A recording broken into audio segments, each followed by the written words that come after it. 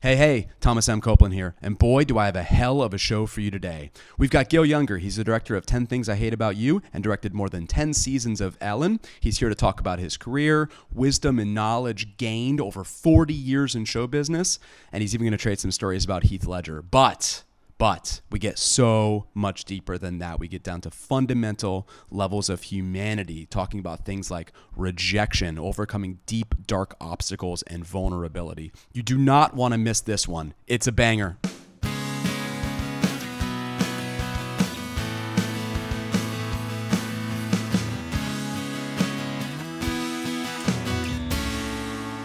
Today's episode didn't go at all as planned. I have a guest here today.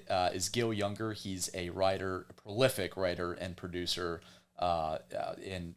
just with incredible 40 plus year career in Hollywood. You're going to hear all about that in a couple of minutes when I do the guest intro. But let me just say that the reason why I'm laughing that this episode didn't go the way that I thought it would was because I had a whole sort of agenda and all these questions written out about being able to ask this prolific director, questions about sort of like acting and like, how do we catch your attention in the audition room? And, what was it like, directing the, seminal episode of Ellen in the 1990s where she came out and it like rocked the media world in such wonderful ways and really kind of like kicked off the LGBT, sort of movement in the 90s and like all these like highfalutin concepts and like none of that happened. So none of that happened. I mean, literally from the moment we started talking, and I'm looking at question number one, I didn't even get to question number one because Gil went off on this Gil thing that Gil only can do.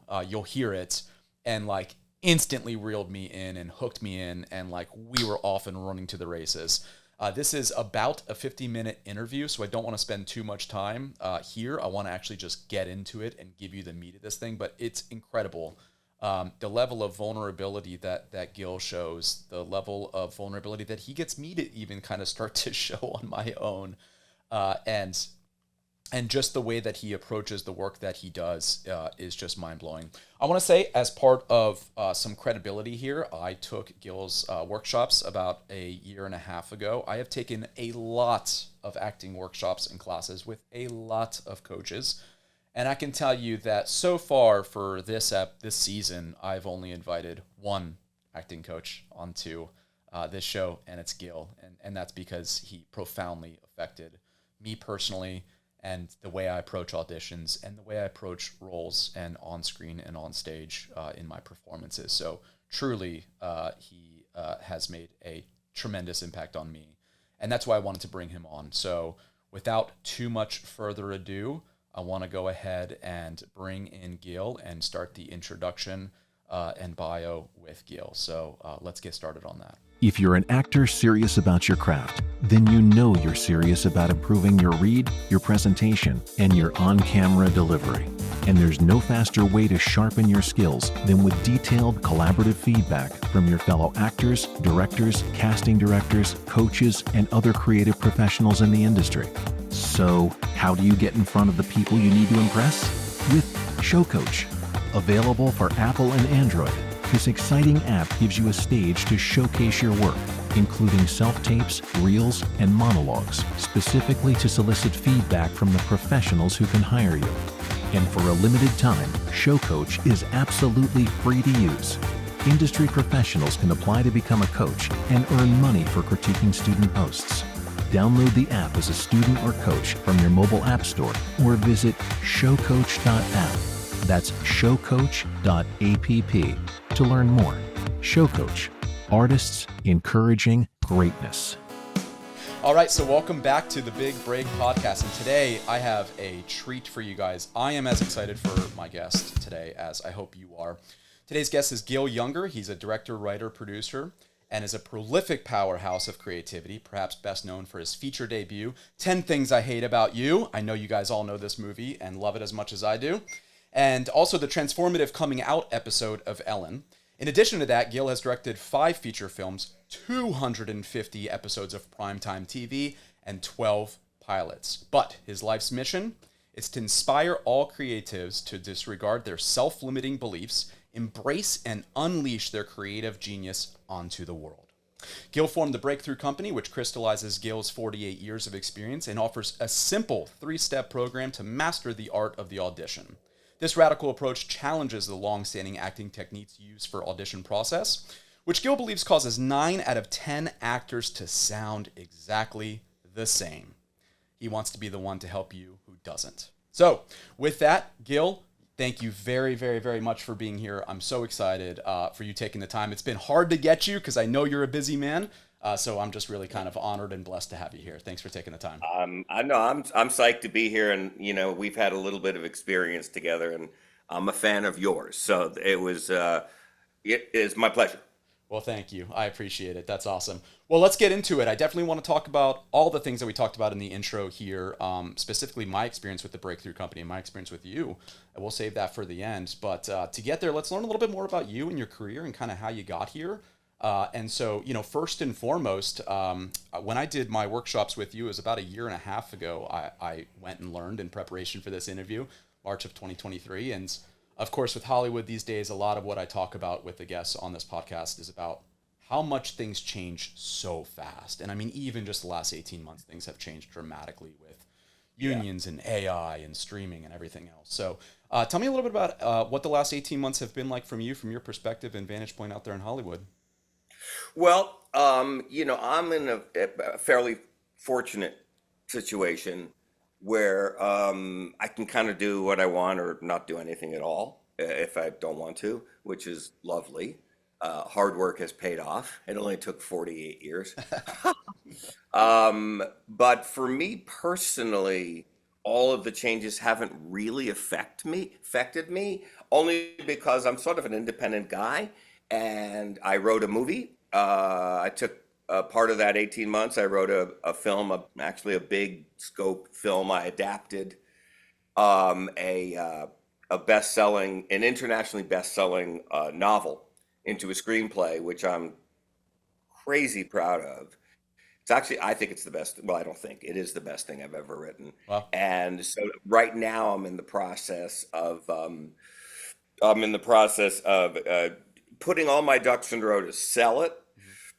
But I'm being very, very cautious because there aren't that many opportunities that a writer or director gets to set up it's $125 million movie.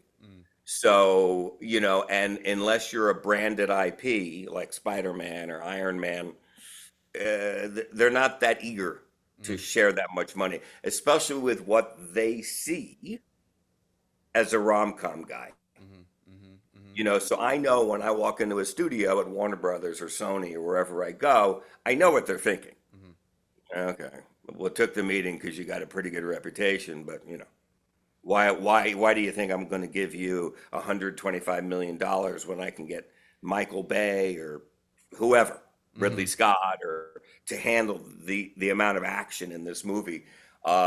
So I've been really being very, very careful about how I go out and pitch, and actually to that end, I created 2 trailers. I paid a very impressive team to create 2 trailers, and one of them I'm going to say to them, I know what you're thinking. Why am I sitting across a rom-com guy? He can't direct action. How is he going to do it? And I'm going to say that right to their face. And I'll say, by the way, not only can I direct it, and I did write it, so I kind of know what I wrote. I said, but I'd like to show you pretty much what your trailer is going to look like. So what I did is I made a trailer based on the script in the same vein that Warner Brothers would make in any of their tentpole movies, right?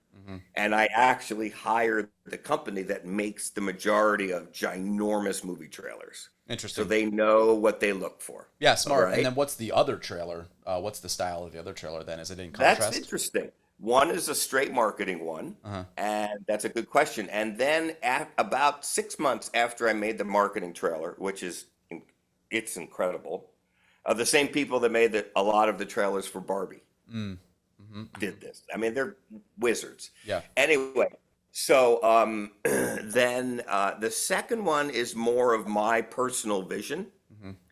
and why I spent a year of my life writing this thing, and how incredible the story is, in addition to a woman who is working with me who has been doing all the marketing and branding for the Harry Potter franchise.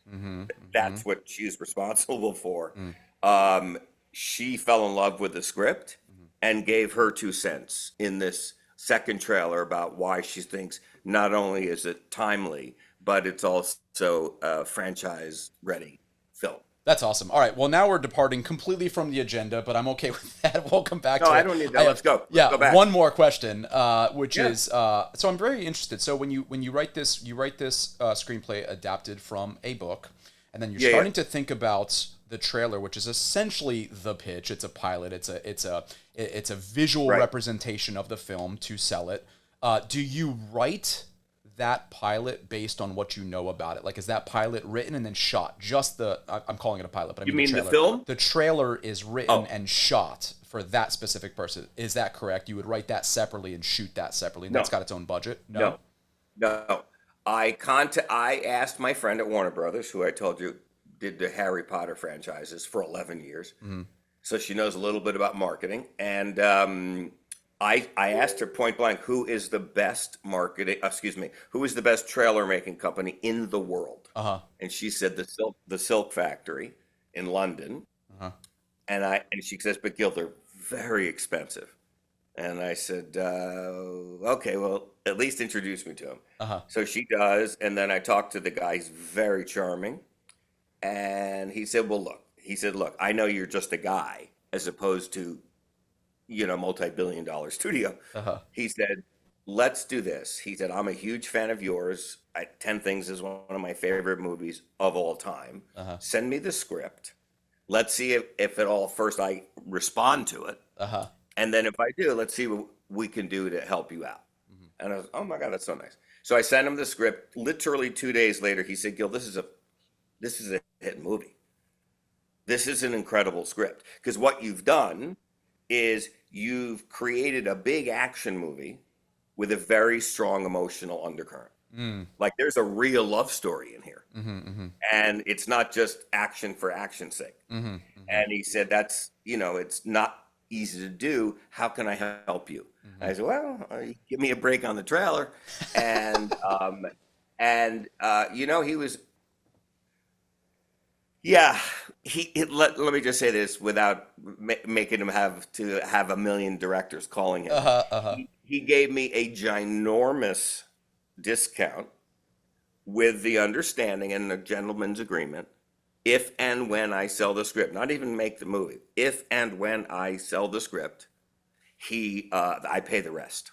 I see. And he did it because A, I guess he's a fan, and B, he believes in the movie. He believes that this movie can be great, and he wants to be a part of it. Well, what a compliment, because it's not easy to just say, I'll float some credit on this gigantic project that we're gonna write, film, cast for, shoot. That's its own project, so it's not easy to just float cash credit like that. So congratulations. Yeah, I'm very. Awesome. As a matter of fact, now it's 2.5 years later, and we're incredibly good friends. And funny enough, because of my mission statement for Breakthrough, that I really do see, you read it, part of the thing, it is my mission to reach as many creatives as I can and help them disregard the self-limiting beliefs that what's the word?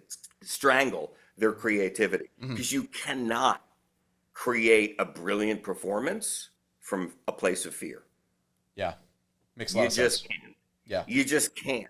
It's actually got to be created from a place of openness and like almost like a no. What I think of as like a white screen, like a whiteboard that's blank. It's sort of like perfectly said. We've got a whiteboard of our lives, right? And we're born in that, and that board is blank. And then first couple of years we're learning things, we're walking, we're toddlers, we're throwing stuff up on the board, we're collecting things. We go in through our teenage years and formative years, more stuff go up there, and then early adulthood and yada yada yada. By the time you're my age at 30, 39, and you're starting to think about what do I want to do for the next 39 years of my life, that whiteboard is full of shit. Right. And so and that does affect, that absolutely affects performances. It affects self-tapes and it affects performances 100%. themselves. So it's really about wiping that board clear and then think about your self-tape and go from there. That's really, really well said.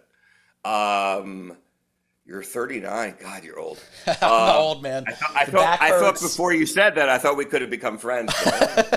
I mean, I've got hanging out with some almost 40-year-old. Dude, the 2-year-old toddler. I'm bending down. I can't. My back is hurting. I got a heating pad, Gil. I got a heating pad at home that I sleep on, my friend. You have a what pad? A heating pad. I got to put it on my back at the end of the day. I'm old, man.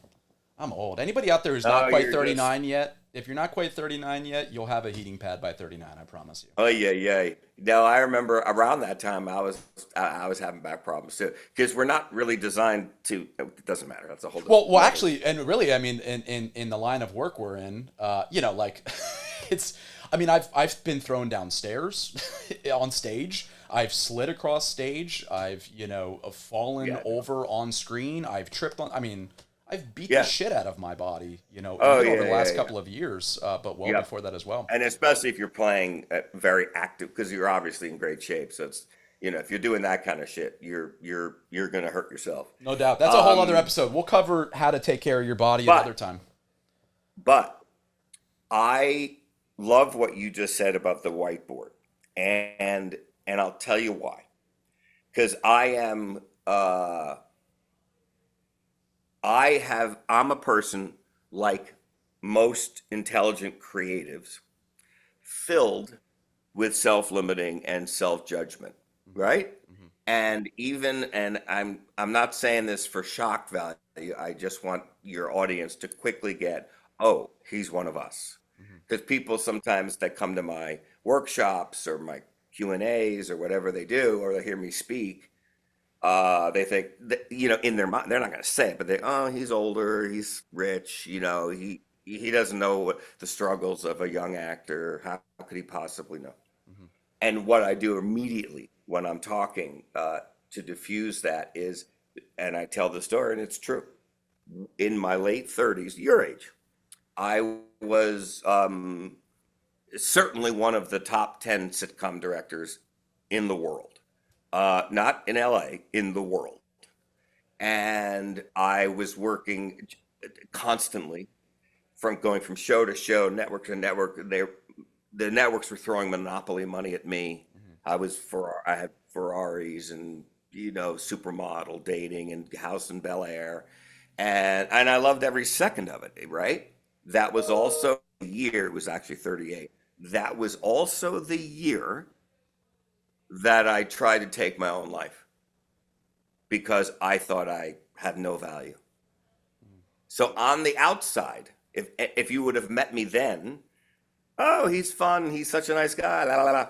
Just kind of the personality I have now. Mm-hmm. But on the inside, that whiteboard, as you so cleverly described, was so filled with negative self-judgment. Oh my God, that if I wasn't distracted by the trappings of either wealth or creativity, that's always been my best escape. When I am being creative, it's when my mind is the most quiet and I'm in my flow. But when I'm not being creative and I'm not just being distracted by projects, at least at that time, for the majority of my life, it would get kind of dark.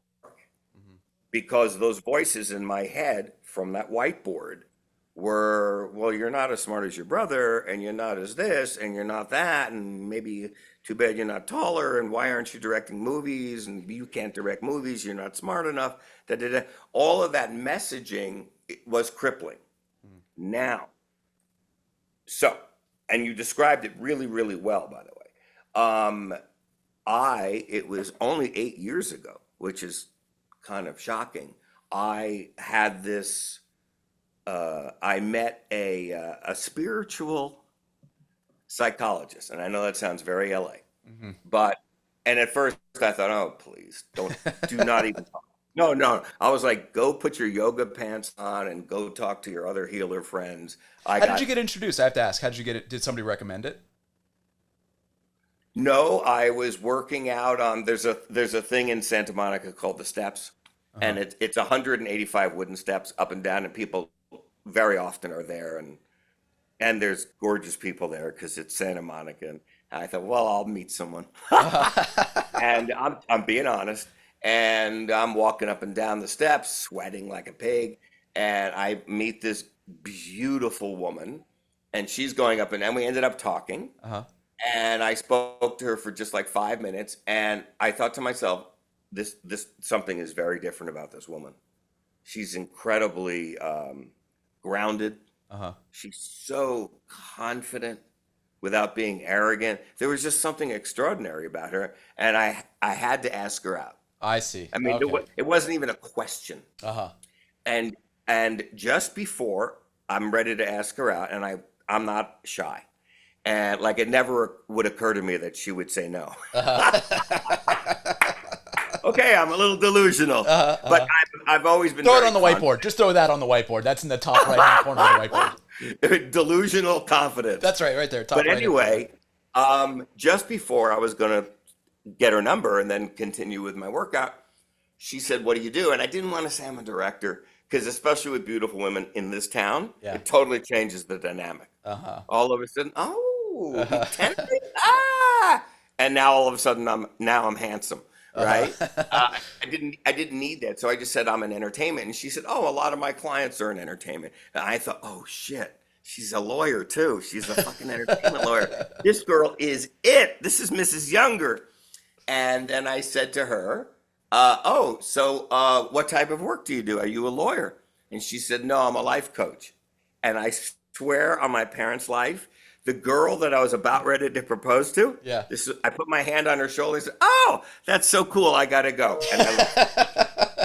And then I was like, "Oh, please." That's how cynical I was and closed-minded I was to that whole school of therapy. And cut to, in the next 3 weeks, I bumped into her once a week in random places. I'd never met her before. And obviously, someone was telling me there's something here. And then I had my first session with her like a couple months later. And within 15 minutes, I was like, "Oh, shit. This is a whole different way of thinking." So it's the real deal. You saw it right then. Instantly. Yeah. And I ended up working with her for 3.5 years, and it freaking changed my life. Wow. Okay. What's the biggest change? I am so freaking content in my own skin. I have spent, and this, yes, it's not on the agenda, but I think it's incredibly important, especially for other creatives. Okay. So the biggest change, what does that mean you're content? Does it mean you're happy all the time? It means that I spent the majority of my life running from who I believed I was, right? So, and that's, and all of those negative self-thoughts were things like, I'm not smart enough, tall enough, handsome enough, good enough. I could never, well, when I got 10 things, I totally had a day and a half panic attack because I thought movies were for smart people and I wasn't smart. So anyway, and what ended up happening is I actually was courageous enough to take the risk of trying to find out who Gil Junger truly is. Not the Gil Junger I projected to the world successfully, but who I really am, right? And I know this sounds corny, and it probably will, but when I got through all the bullshit and then all the distractions that I've put into place, I realized, I'm hesitant to even say it because it feels awkward, but I realized I'm a pretty amazing man. And a generous man, and a kind man, and a smart man, and very creative. And I had never felt that way about myself, ever. It's almost like when you recognize your vulnerabilities and you recognize those Yep. that fear that's on the whiteboard. It's sort of like the first step is recognizing that that fear is there, facing it, whether with the help Exactly right. with the help of someone professional or not, whether you bump into them in Santa Monica steps or not, right? With the help of professional or not, you face those fears and you recognize them. And that's the first step to wiping that board clear. 100%. I can't help but assume that anybody who is listening to this, myself included, has been there at one time or another. Oh yeah, but you see, human beings, which we both are. I'm a better looking one than you, but don't worry about it. But human Wait for the beings salt in and pepper general- hair, all right? When I get the salt and pepper hair, you'll get a You'll run look. for You your will look money. even better. You're gonna get a run for your money, pal. That's so funny. We're competing. That's right. I think I've already lost. That's very funny though. Yeah, it was actually You were saying we were human beings. No, I you don't said wanna it distract beautifully. you. Yeah, okay. Because one of the things I first started recognizing was patterns in my behavior that were second nature to me. Yeah. And I'd be like, well, why did I just spend 2 hours talking to this person, helping him with whatever it was, right? And then I realized because of my desperate need to be liked. Yeah. So I would do so many things behaviorally in my patterns, right? That didn't pay attention to what I needed or what I wanted or how to better myself as a person. I was always trying to be ultra nice to everyone else around me because subconsciously they would like me. So I started seeing these patterns. I mean, she of course pointed them out to me, and it was unbelievable. And it was also fascinating to realize how deeply ingrained those patterns are. Yeah. It all comes from the story you believe about yourself. Yeah, it's like you start tracking the roots, and the roots just go deeper and deeper and All deeper the way to when and you're deeper, all the way to when you were a toddler and something happened to you. Okay, you know quite a bit. Yeah. Here's the deal. I know this wasn't what, okay, but I'm going to share this, and I'm going to share this with whoever's listening or watching. I don't know. But here's the deal. Here's my life theory, and I know I'm right. We are born perfect, with two desires, to love and to be loved. That's right. That is it. Yeah. And then life gets its hands on us. Right. And before the age of 7, humans, kids, do not have the ability to question. They don't know. If someone says to me, "You're fat," you just don't have the ability to go, "Well, is that true? Am I fat?" Because you don't have the cognitive reasoning skills before the age of 7. Okay? So if you follow this logic, all of the things that you hear, see, or feel, you absorb as truth. Well, in that format, without any adulteration. So it's sort of like, you're fat. That's what I'm saying. Oh, I'm fat. Oh, I'm fat. I didn't know Yep. that about myself. All right. Well, I'm fat now. Perfectly said. Right. And that is exactly the truth. It's just facts. Yeah. If you have a bunch of your friends who are mean, and kids can be quite mean, Right. You're stupid, you're stupid, you're stupid. You're going to grow up and you're going to be 65 years old. And I don't give a fuck if you're a professor at Harvard, you're going to think you're stupid. Yeah. Right? Right. Now, for me, so I can just speak my own personal life and growth, I was constantly told as a little kid how brilliant my brother was and how handsome my brother was. But they wouldn't say anything about me. So I grew up always feeling like, he's the smart one. And thank God I'm the funny one. At least I'm funny. But that's truly whatever I thought my value was that I was funny. Yeah. And I never felt like I was an intelligent person. And my brother happens to be brilliant. But okay, so that was the one message I got. And the other message, which was a little bit more direct and pretty brutal, was that when I was a little kid, 8, 7, 8, 4, 5, 6, maybe 10 even, my mom would say to me, through love, but of course, that was in the 50s or 60s, they didn't know, different skill sets. But she would say to me, and I quote, Gilbert, you know how much I love you. Mhm. Yes, I do. Of course I do.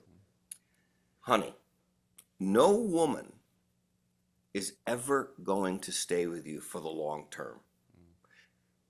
You're just too much. It's too much energy. It's too much this. You need too much attention. You're always buzzing. You're always joking. You're always doing something. And it's exhausting, sweetheart. And I'm telling you, if you want a long-term girlfriend and a wife one day, you need to learn how to be less Gil. Huh. Okay. Obviously brutal. Yeah. Of course, she wasn't trying to be mean. Right. She was just in her mind. Now, Sorry, how did Gil. that- What age is this? This was starting around 8, maybe to 12. Okay. Formative. 'Cause I was Formative years. buzzing Formative years. like a helicopter. Yeah, formative Yeah. years. Right. So, oh yes. And how did that affect me? You're like, oh, shrug it off. You're an adult now. Come on, don't be. But I realized very clearly from the work that I've done with that coach, that I recognized that every single relationship I have ever had until 8 years ago. I'm 69. I know. I look great. Hey, no, Gil, you but look great. Has anybody told you that before? Only the people I got your clue there. I got your clue. Yeah. Yeah, I got the you little... take a good prop. I'm a good host. Good host. And go. Compliment me now. Anyway, but it's amazing how it's clear as a bell to me now that every single relationship I had, and I've been married twice. Okay, every relationship, I always had one foot out.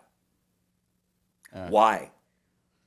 Because the less you love, the less it's going to hurt. Yeah. Because honestly, I'm a pretty smart guy. I totally believe that even that this woman is looking in my eyes with tears in her eyes, telling me how much she loves me, I know it's going to end.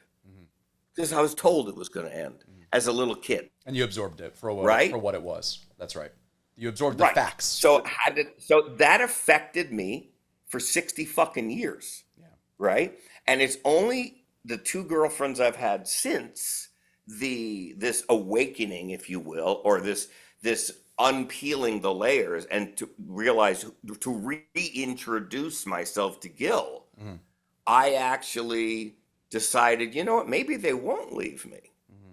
Maybe this thing called love that everyone raves about, maybe there's so much more there.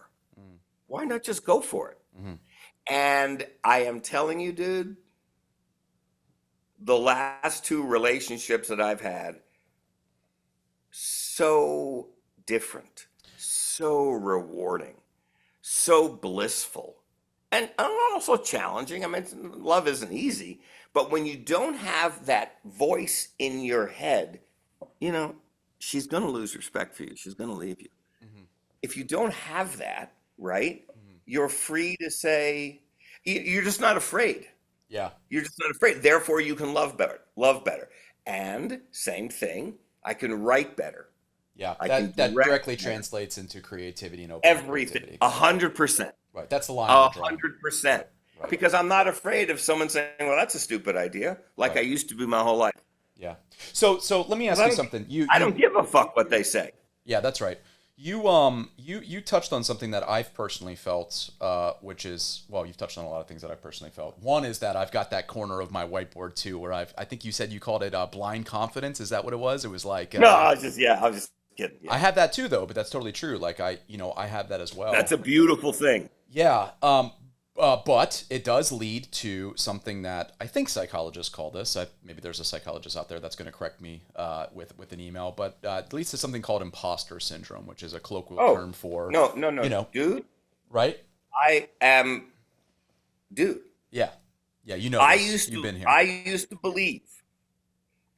believe when the networks were literally fighting over me because I got hired for 2 pilots. At one time, when I was 39, your age, I got hired for 2 pilots, NBC and ABC. But it turned out they were both the same week. And I was like, That's it. And they're paying me a lot of money, 150 grand for 5 days work. I mean, come on, that's a lot of money. Plus you get a percentage of the show, you get a percentage of the back end. It's an incredible amount of money at the end of the day. Yeah. Right. And what ended up happening, because both of them wanted me, unbeknownst to me, the two networks called each other. Uh-huh. How can we both get Gil? Now, and what they presented, I worked on the ABC show from 8:30 to 12:30, and I worked on the NBC show from 1:30 to 5:30 every day. So think about this. Talk about validation for being special. Sure. I had networks literally negotiating with each other because they thought I was that good of a director. At that same time,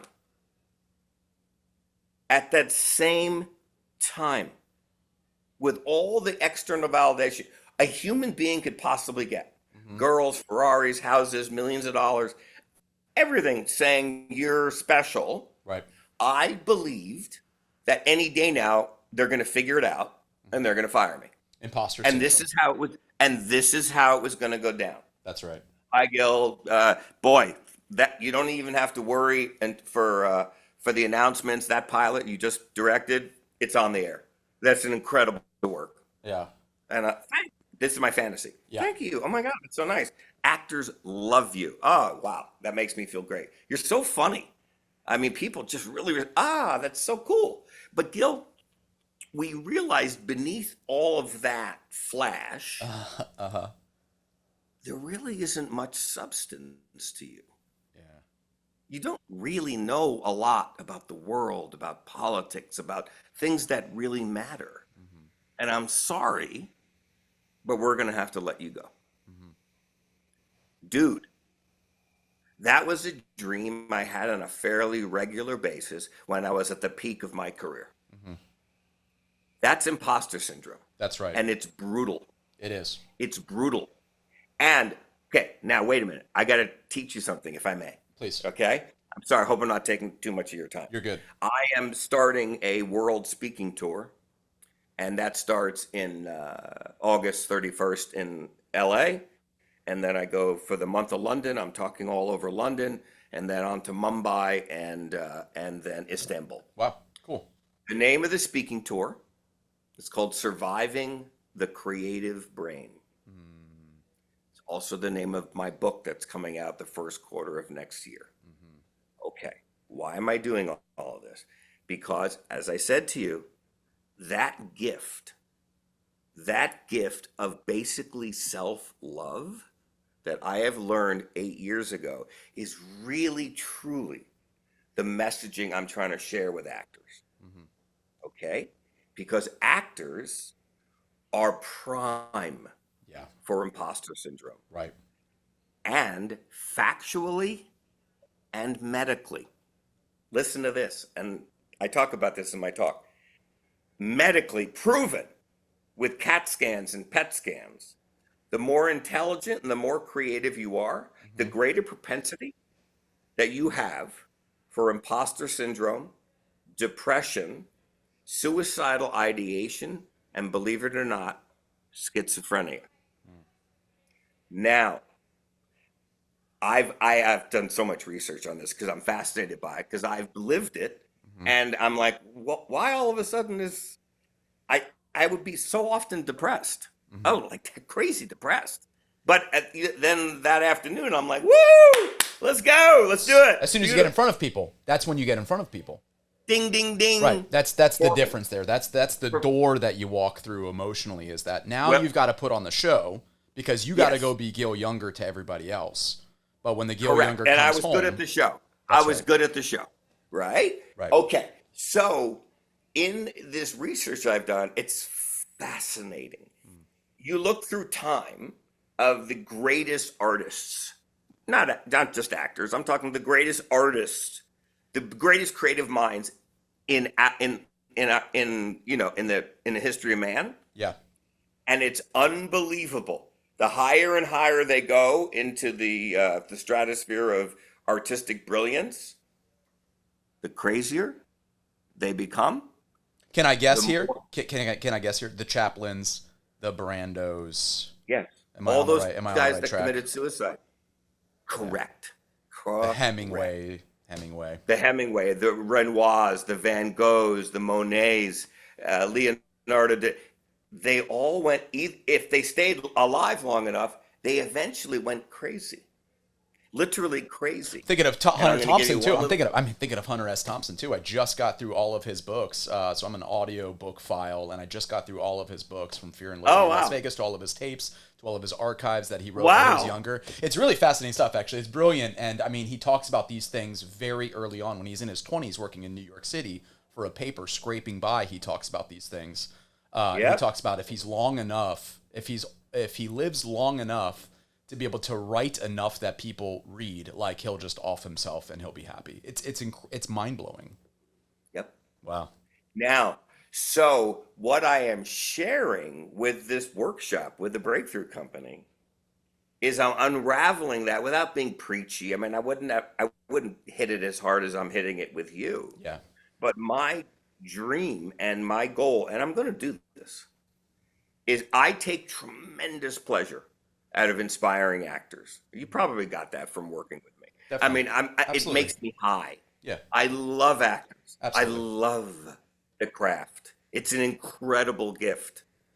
And I now know I can specifically point to what things are holding them back, because no one has ever said to them, you're believing a story about yourself that you created, and that story about you're fat or you're this or you're not smart or no woman's going to stay with you or this, whatever that is, that story that you create before the age of 7 becomes the prism through which you see life and your relationship to it.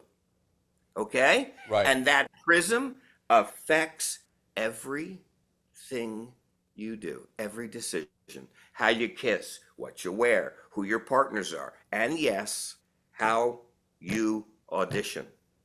And let me guess, you know this, Gil, because you've lived this. Let me just guess. I'm going to throw out a wild idea there. You know this because you've seen these patterns inside the actors that are familiar to you. More importantly, these are patterns. You could probably spot it on the first take of the first take that actor does in a workshop. The first time they take the first read. Even before the end of the first take. That's right. Yep. Yeah. I see it in the audition room. Right. And the interesting thing is, you've heard me say that I believe. Well, I don't. It's not that I believe it. I've been in thousands of casting sessions, and I am telling you, 9 out of 10 actors sound the same. Yeah. Why? Yeah. Because they're all coming from a place of fear that they're ordinary.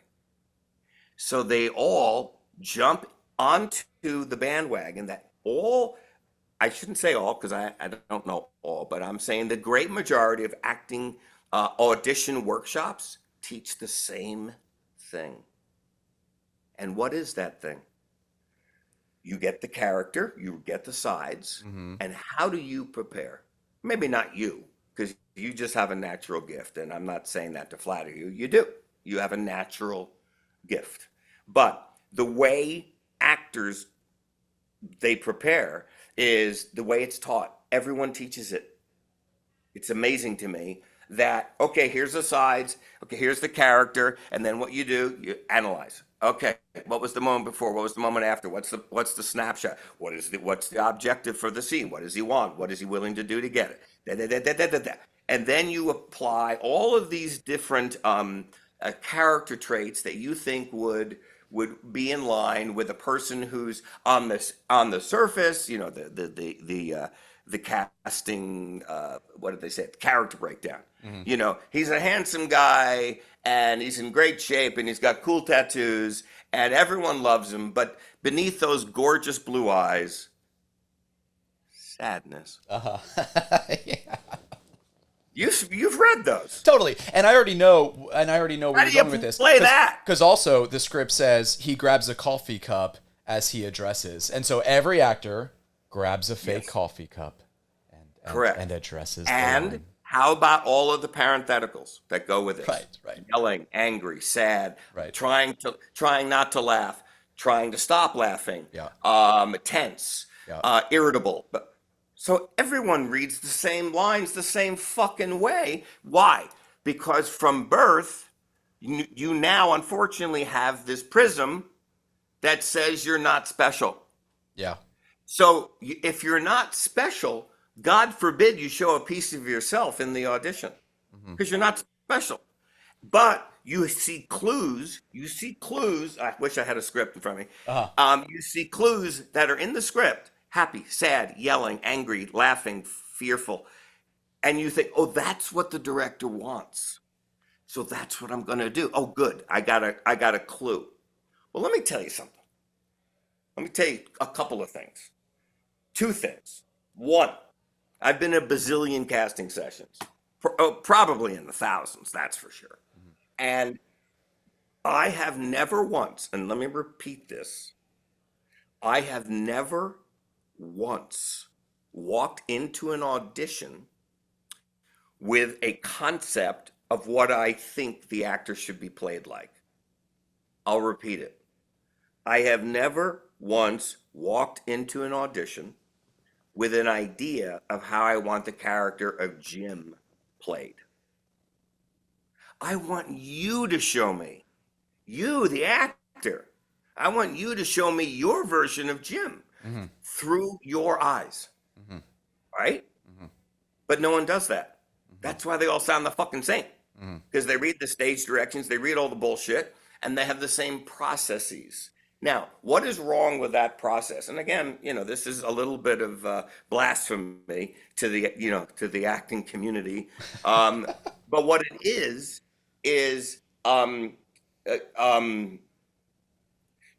you're shaping and building a character that you think the director wants, because through these processes and through these exercises, if you will, that everyone's teaching.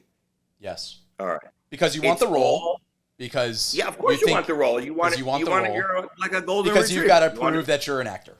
So you want that role because you got to prove that you're an actor. Thank you. And so everyone delivers the same thing because they're taught the same thing and they think that's what's going to get them the thing. But that process that's being taught, which makes me crazy, which is why I started this fucking company. I didn't start the company to make money. I already have money. I started the company because it made me sick that so many fucking actor friends of mine are spending tens of thousands of dollars and they're all learning the same thing. Yeah. And if you think about it, it's all thought-based. Right. Thinking, analysis. And I'm telling you, and I know this because I'm good at what I do, and I've done it for quite a while, longer than you've been alive. Yep. Which is weird. If you're thinking, you're not connected. Yeah, totally. Great. Okay.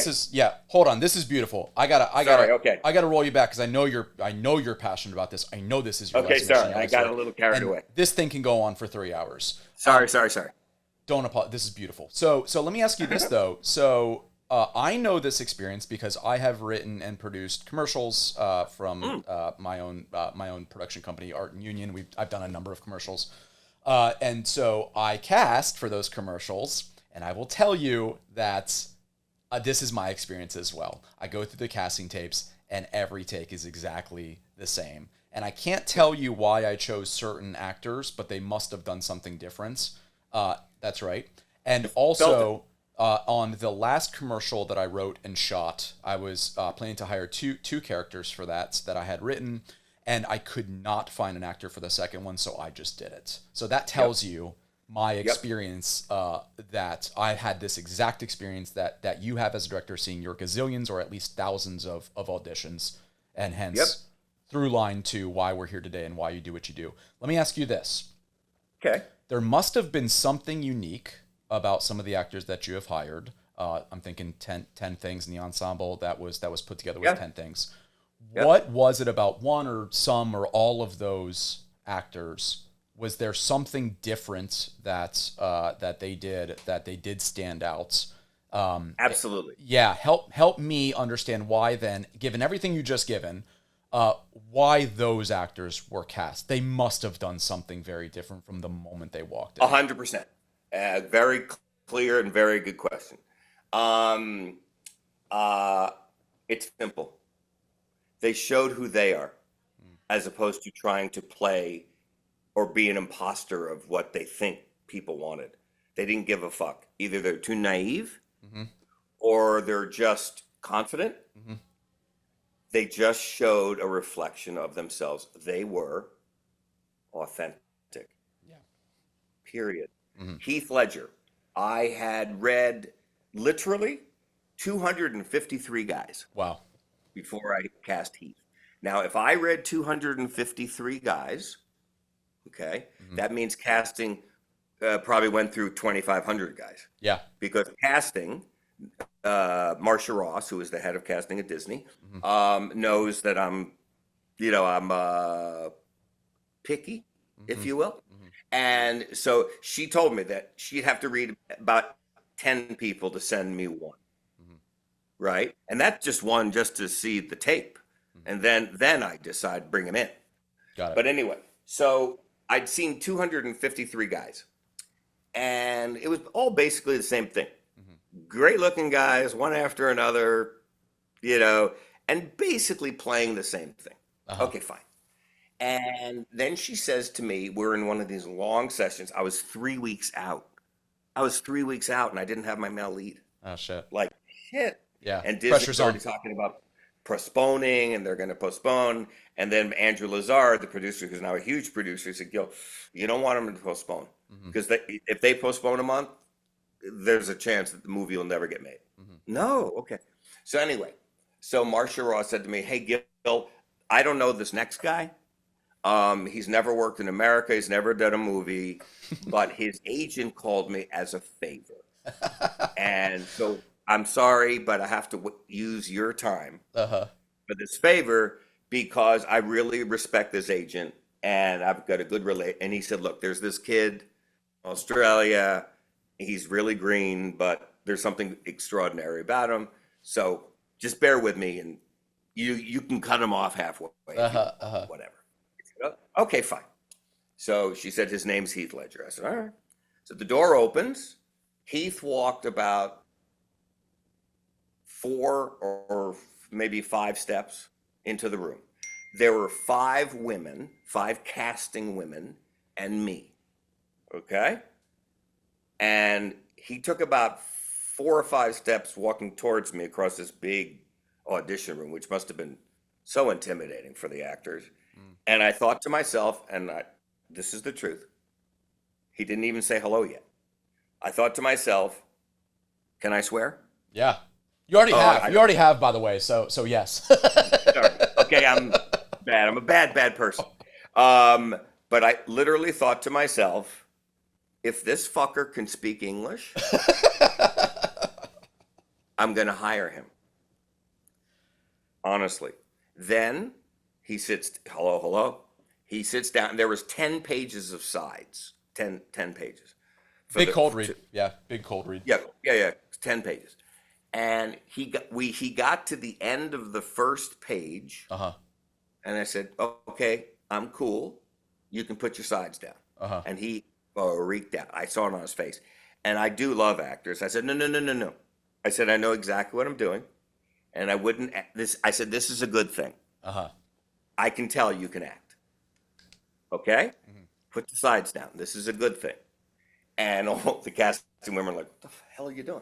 And then I said, here's what I want to do. Let's just do an improv together. And what I did was, I've never ever done that before, and I've never done it since in a casting session. But what I wanted to do was an improv, just to see how fast his brain was. That's it. How fast do those neurons fire? That's all I wanted to see. So I came up with some silly thing, and then he and I did improv for about 45 seconds. And I said that we were done, and he was ashen. And I said, no, trust me, dude. I said, let me just say to you, I said, I can't tell if it's going to be this project or whatever project it might be, but I'm telling you right now, you're going to be a big movie star. And he said, but are we done? The guy flew 17 hours. He was with me for 2 minutes. Wow. No, seriously, no joke. Okay, so we all get up to say thank you, and he walks out the door, and again, the instant the door closed, I looked to the ladies in the room. We were all standing, and I said, ladies, I have never wanted to sleep with a guy. But if I had to sleep with a guy, that would be the guy. Cast him immediately. Wow. Now, why? Because he just came in with a confidence, and I could tell he was just being Heath.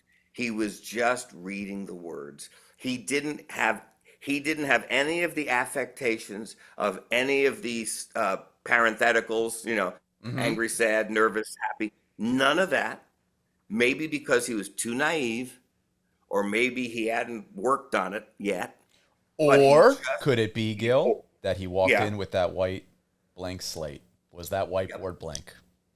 Well, that's beautiful. That's interesting. And I'll tell you why. Because he did not have a normal upbringing. He was homeschooled, deeply loved by his parents, and homeschooled. So he didn't even have the socialization that most kids have. That's fascinating. Yeah, there you go. So That's you kind of hit it on the head. Gil, this has been an absolute treat. Thank you so much for joining us here. I hope we get to see you again. This has been fantastic. Thank you for your time. All right. Well, that interview ended rather abruptly for two reasons. One is that the sound engineer, Alex, here has been flashing up minutes at me about how long it ran, including the last one, which was we were at 50 minutes. So he was giving me a very polite, let's go. But also because Gil had to suddenly leave. He got a phone call from his team that he double booked himself and talked for too long. So thank you. Much gratitude to Gil, if you're out there listening, and Gil's team for joining us and letting our interview run over. As you can tell, it was just a natural conversation that just really blossomed and flowered. So I really hope you guys got a lot out of that. And let me also conclude by, again, highly recommending Gil's workshops. You can find them at thebreakthroughco.com. That's thebreakthrough, THRU, co.com. You can also Google Gil Junger, that's with a G, Junger, and read all about his career and all the things that he's done over the years. But I highly recommend his workshops. I did them, like I said, in the opening of this episode, and it profoundly changed the way that I really approach my auditions and my performances. So I hope you join it, and I hope you get something out of it as well. Thank you for listening. We'll see you next time. Hey, Thomas here again. Thanks so much for listening to today's episode. The show is better when I get to hear from you. Got a question to ask our producer? Or you got a show idea or a guest I should interview? Maybe you just want to tell me that you love or can't stay on the show. Either way, I want to hear from you. You can reach me at bigbreakpod@gmail.com, and you can find my acting profile at castingtom.com or at castingtom. Big Break Pod is created and hosted by me, Thomas M. Copeland. The show is a proud member of the Pod Populi Network. Original music by me. Find the show online at bigbreakpod.com and at bigbreakpod.